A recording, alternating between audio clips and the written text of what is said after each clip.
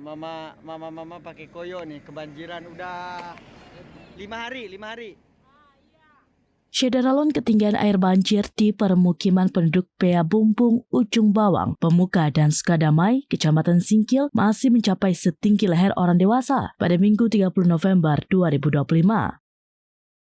Meskipun sudah jauh surut dibandingkan hari sebelumnya, kondisi ini masih memaksa warga untuk terus bertahan. Ketika puncak banjir terjadi, air bahkan mencapai 2 meter di dalam rumah warga, meskipun rumah-rumah tersebut telah dibangun tinggi dari permukaan tanah. Lantaran banjir masih dalam, sebagian besar warga memilih untuk bertahan di lokasi pengungsian darurat.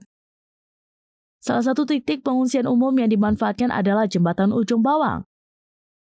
Sementara itu, sebagian besar warga lainnya memilih membuat pengungsian mandiri di teras rumah mereka dengan membangun yang disebut para-para. Para-para merupakan kearifan lokal yang dimiliki korban banjir di Aceh Singkil. Ini adalah bangunan darurat yang dibuat dari papan serta broti. Bangunan tersebut dibuat tinggi agar tidak terjangkau oleh banjir. Di atas para-para itulah korban banjir bertahan untuk memasak, menyimpan barang, dan tidur saling berhimpitan bersama anggota keluarga. Berdasarkan pantauan selaminews.com, korban banjir di Ujung Bawang, Pea Bumbung, Pemuka, dan Sukadamai masih bertahan di bangunan darurat ini. Naas, setelah berhari-hari bertahan dalam kepungan banjir dan listrik padam, warga kini mulai dihadapkan pada kesulitan logistik karena gas LPG untuk memasak sudah habis.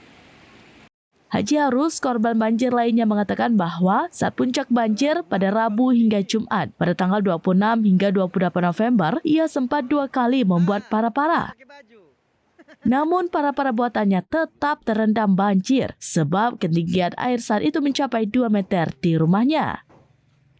Akhirnya ia memilih mengungsi ke tempat anaknya yang masih bisa membuat para-para.